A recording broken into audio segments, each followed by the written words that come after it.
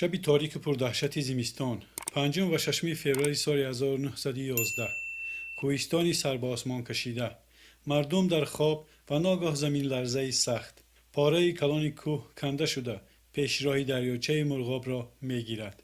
کوه در راه خود قشلاق اوسای را با 105 نفر آدمان به کام خود میبرد. این چنین قشلاقی سرریز که 50 کیلومتر بالاتر در همین درجه جایگیر بود تگیاب میماند.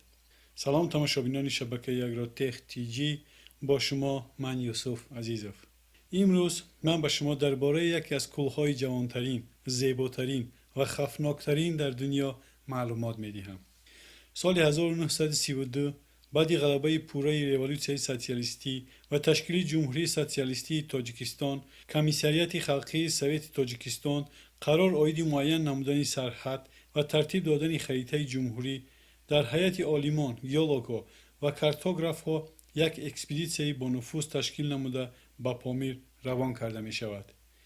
اکسپدیسیون تمام تابستان از سر تا آخر پامیر گشته خریطه نموده سرحد را معین می نمودند. به پامیر غربی که از یک طرف به خیتای از طرف دیگر به افغانستان هم سرحد بود می رسند.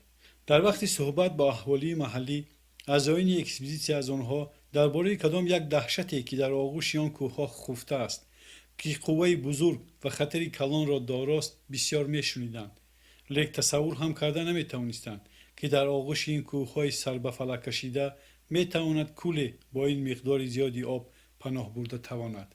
با مشکلی های زیاد نگاه نکرده عالمان کار خود را دوام داده راه را به سوی بالا به دره برتنگ دوام میدهند.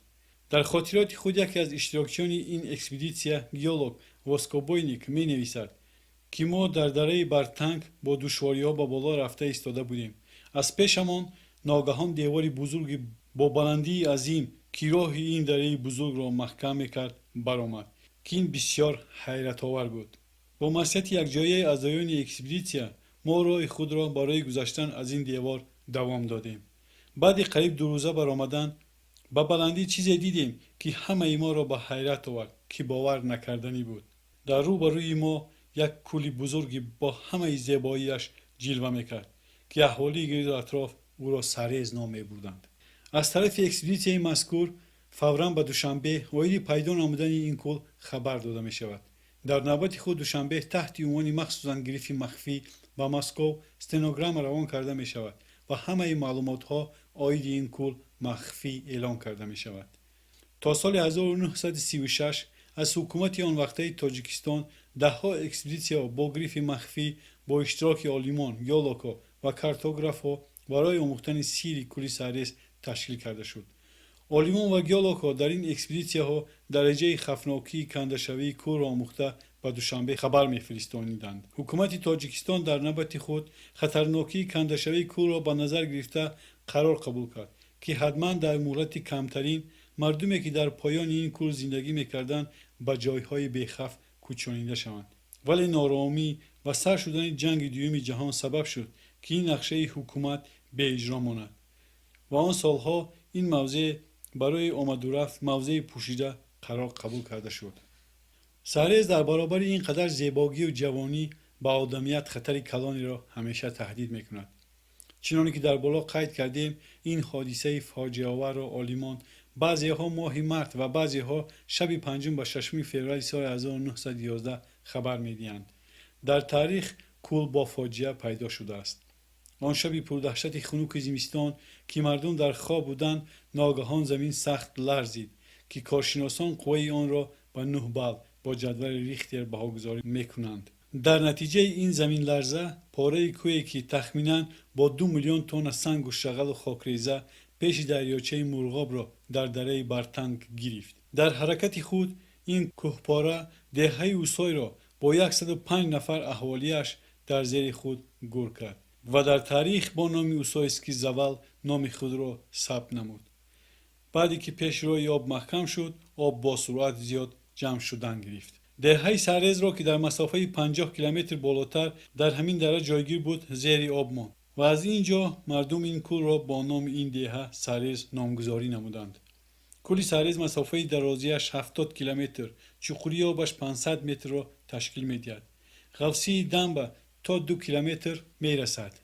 بعدی که آب جمع شده کور را تشکیل داد، آب از قبضهای دم و تازه شده یعنی فیلتر شده می گذرد و تمام زیبایی‌اش یعنی با رنگ کبود و تازگی به همتا با دریاچه برتنگ یکجا شده، با یکجایگی با دریای پنج و دریای آمو ریخته زمین‌های پایان آب را شاداب می‌کند. حالا باشد هم حکومت جمهوری خطر را بسیار جدی قبول نموده است و برای آموزش دایم عالمان کار بوده ایستادند.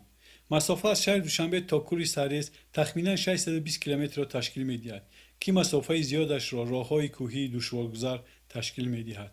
کمانده الپینیستان نیومی جهانی با یکجایگی با متخصصان کمیته حالت‌های فوق‌العاده جمهوری ساحل‌های کوری سرریز را با مسافه 150 کیلومتر آموخته همه جایهای خطرناک آن را صورتگیری و نوار گرفته برای آموزش تیار نمودند. این چنین آنها یکمین شده برای آموزش قعر کول کوشش‌ها به خرج داده این غواصان توانستند که تا 20 متر به قعر آب درآیند و با یاری تکنولوژی نوترین تا مسافه 150 متر را تحقیقات کنند. کولی مذکور در بلندی 3330 متر از سطح بر جایگیر بوده، آبش بسیار خنک و از سبب دشوارگذر بودنش سببگاه دشوار بودن گذراندن آموزش‌ها در کول می‌گردد. با همه این نگاه نکرده اعضایان این گروه توانستند که حالت برآمدن آب را از کولی مذکور معین نموده با واسطه قایق‌ها با مسافه زیاده از 20 کیلومتر با روش آب که در حالت کنده‌شوی حرکت می‌کند به پایان روان شوند. چنانه که در نوار می‌بینیم آبی که از کول از پایان دم به ایسونی می‌براید چگونه کبود و صاف می‌باشد و بعد یک چند کیلومتر حرکت با دریاچه برتن که لایاب است و رنگ خاکستری دارد یکجا شده رنگش را گم می‌کند. چنانه که شخصانی که این آب را استعمال کردند میگویند در حقیقت در برابر خنک بودنش این آب بسیار بامزه هم میباشد که از خوردن این آب شخص حلاوت میبرد. در سالهای زیادی آموزش چه عالمان و داخلی و خارج همه به خلاصه آمدند که دو نمود خطر دائم کور را تهدید میکند. یکم این در حالت زمین لرزه سخت میتواند آب کول با واسطه آن سوراخی‌هایی که حالا میبراید زیاد شده شستشوی قبط دم را زیاد نماید و به مقدار زیاد از کول آب بیرون شود. استرکتور قبط‌های دم حاصل شده را تا حال عالمان دقیق معین نکردند. خطر دوم این باشد در حالت زمین لرزه سخت میتواند قسم‌های کوههای ساحل کنده شوند و با آب کول افتیده زیادشوی آب را یعنی سونامی به وجود بیارند و از ساحل‌ها برآمده دم را کنده بیرون شوند. در حالت کنده شوی این کوری در چشم آرام و زیبای کوهی با آدمیت چه خف را پیش آورده میتواند.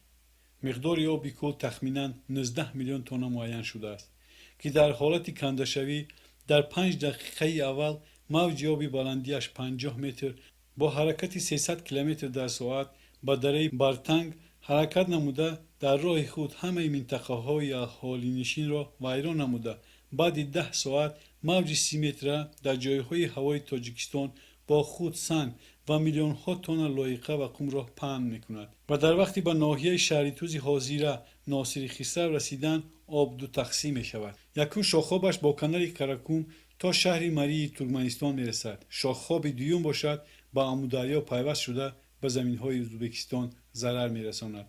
زیاده از 5 میلیون نفر آدمان از این آفت ضرری جانی میبینند. همه عاقبت های این آفت را به نظر گرفته کمیته فوق‌العاده تاجیکستان در راه حرکت این آب نقطه های نظارتی خود را دارد که در آنها متخصصان از تکنیک های علاقوی زمانوی مجهز شدند. در وقت‌های معین شده به کمیته مذکور معلومات‌های ضروری را پیشنهاد می‌کنند و حالت این کوری سرریز دائما شب و روز در نظارت کمیته حالت‌های فوق‌العاده گرفته شده است. ما باشیم دائم خواهانیم که این کوری در حقیقت زیبا دائم نگین تاجیکستان باشد و مردم از تماشا و آبی پرلذت آن لذت برند و می‌تواند با زیبایی خود از یکی از جای‌های بهترین برای تماشای سیاحان داخلی و خارجی گردد. سالهاست با تکلیف حکومت تاجیکستان ده‌ها مملکت می‌خواهند که آب این کوری ناتکرار را به مملکت‌های خود برده همچون آب نوشاکی استفاده برند، ولی از نظر من آنها خراجات‌های آن را کلان به نظر گرفته جرأت نمی‌کنند که از این لایحه بزرگ و لازمه مورد استفاده قرار دهند. در آخر به کانال اگرو تک تی جی ابونه شدن و لایک ماندن را فراموش نکنید.